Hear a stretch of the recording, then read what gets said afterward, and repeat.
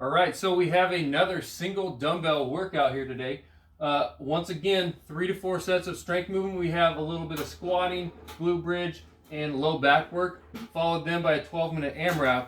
We have in this AMRAP a few unique new movements or movement possibilities that you guys can do here. So let's bring Diane in to go over our strength stuff. The first movement is something we've been doing for the last few weeks. So we're going to do our quad dominant goblet squat, but I want you to throw a tempo into this. So your tempo is going to be a 3-second descent. All right, 1, 2, 3, no pause, and then a 3-second ascent. So it's up 1, 2, 3, no pause. She's immediately going back down. 1, 2, 3, no pause, immediately back up. All right, so it's a nice, slow, controlled squat.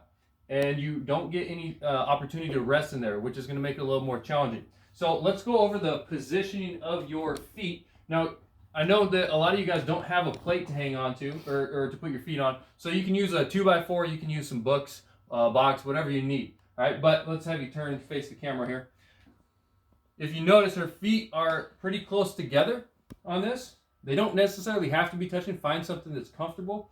Her toes are on the ground and her heels are up. And the reason I want your toes or your heels all the way up on the object you're using is so that you can still press through your entire foot. You need to put pressure and weight in your heel and your toes as you're standing back up. And then since your heels are elevated, you're doing your best to keep your chest as upright as possible as you're going down. Your knees can come forward a little bit. Let's go ahead and see one more squat here. So you see she's staying very upright. Her knees come a little bit out past her toes, and that's okay for this. All right. So you're going to be holding on to that dumbbell. If it's a little too challenging that way, then go ahead and just do it body weight. That's fine too. After that, we have single leg deficit glute bridges. So for this, I'm going to have you guys use your dumbbell as the object to put your foot on for the deficit. So her heel is a little bit lower than her butt, which is going to give her a little bit more range of motion than if she was to just put her foot on the ground. Your opposite leg is just going to stick straight out, and all you're doing is lifting your hips up in the air, squeeze at the top, and lower yourself back down. We're looking to get your glutes here. It's a glute bridge. So if you're feeling it in your hamstring, play around with how close your foot is to your butt or how far away it is from your butt. All right, it'll make quite a big difference as far as what muscle group you're feeling this exercise work. Okay. Moving on, we have Superman. So this is a back extension.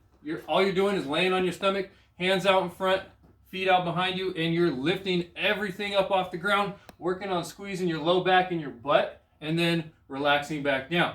So I want you to hold it for about a 1 or 2 second count, and then you're dropping back down. All right.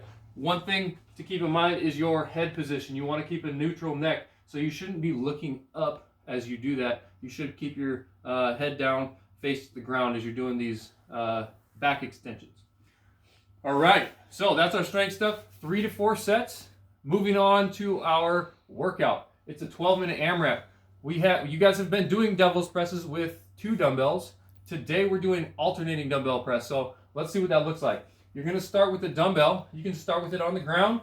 And just like a regular devil's press, it starts with a burpee. So she's going to grab the dumbbell, drop back, chest to the ground, jump her feet up. Now, you just have one dumbbell. You're going to do a single arm dumbbell snatch. She swings it back, gets it locked out over her head, but we're alternating here. So she's switching hands on the way down, setting that weight back to the ground, doing her burpee with it now on the other hand.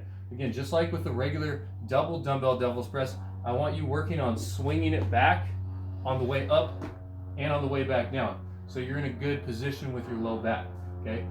Of course, you also need to keep your low back position in mind. Keep your back straight as you're doing these every single rep. Next thing, after you do 12 of those, that would be 6 each arm, you're going to do 12 shoot throughs. And this is going to be 6 each direction as well for a total of 12.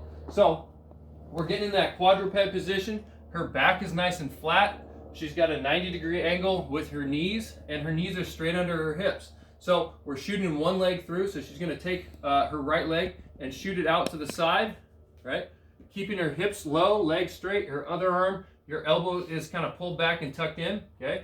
And then she's going to come back, getting back to this quadruped position each time. That's really important. I see a lot of people mess up with that. And she's going to then shoot her other leg through, keeping her hips low, Again, leg going out to the side, not backwards. She's coming back through, getting back to that position. Now you can do these as fast or as slow as you want. So if you can get a good rhythm and make sure you get back to that position each time, you can definitely speed these up. Just make sure that you are staying real tight in your core and your shoulders so that you're not twisting around too much. And it's really important to get back to your good position in between each rep. Finally, we have 12 reps of a pulling movement. So if you have a pull-up bar, you can use a pull-up bar. If you have like a bench press bar, you can use a barbell, or in this case, we're using a wooden dowel. And she's gonna basically do a ring row style movement here, in which her body's in a nice plank. She's pulling her chest up to the bar. The higher up this is, the easier it's gonna be. The lower it is, the more challenging it's gonna be. So this is one option you can use for your pulling movement. Okay, if you don't have something like this set up, we have rings at the gym that you can check out, and you can do ring rows instead. All right, so I know it's something you guys all know how to do. Go ahead and come out this way. Same thing. It's pretty much the same movement as with this dowel. Okay, the further forward she walks, the more challenging it's going to be. The more upright she is, the easier it's going to be. Okay, and if you don't have anything like this where you can do a body weight pulling movement, go ahead and use your dumbbell. You can do some bent over rows. You can find an odd object, maybe a plate. If you have a barbell but not a setup, you can use a barbell as your pulling movement. Whatever you want to do, get creative with it. Again, if you have questions, go ahead and shoot me an email, give me a call, and I can help you out with that. All right, so remember, when you're done with this, click that I did it button at the bottom of the page, and I look forward to seeing how you guys do on it.